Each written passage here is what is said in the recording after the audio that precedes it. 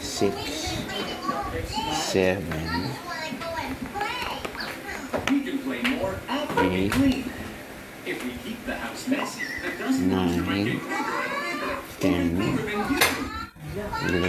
you. 11, 12, 13, We can race to see who can clean 14, faster. 15. So, isang araw ko yan. Tatlong inuman yan. Tapos,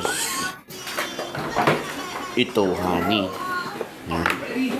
Ito, honey. Nabili ko to sa Shopee. So, nilagay ko siya dito sa garapan para madali. So, honey. Lagyan mo ng honey yan. Yan.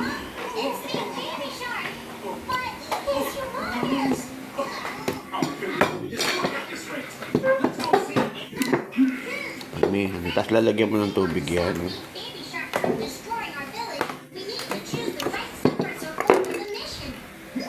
Lalagyan mo. Haloan mo ng tubig para madali siyang ma-blender. Okay. So, lagyan mo ng tubig.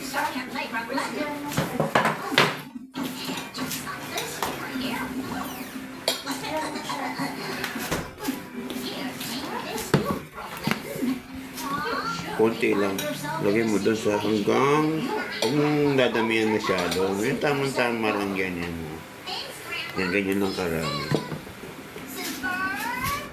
Tapos,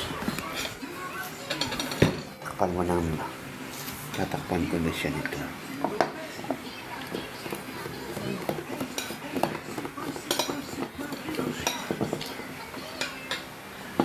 So, blender.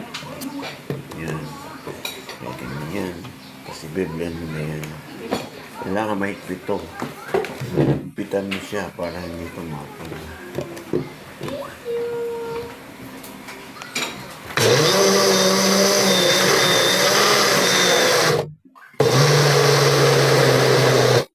Yan.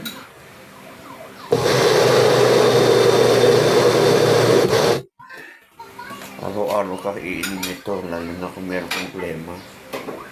Kung may baby kayo, pwede rin. Pero dropper. Dropper lang gagamitin nyo. Baby yun. Pero pagka matanda na, 5 dahon pag matanda na, lalo na kung makyat na yung inyong mga sipon. Kasi yung tenga mo minsan, pagka hindi ka na makarinig, kasi barado na yun yung sipon.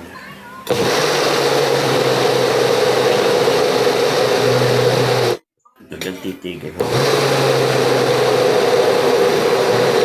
Pagkat may ubo ka, yung lungs mo, pag hindi ka makahinga, puro problema na rin yung lungs mo. Kaya kailangan, gusto mo mag-cleanse ng lungs ito. Umaga, tanghali, hapon.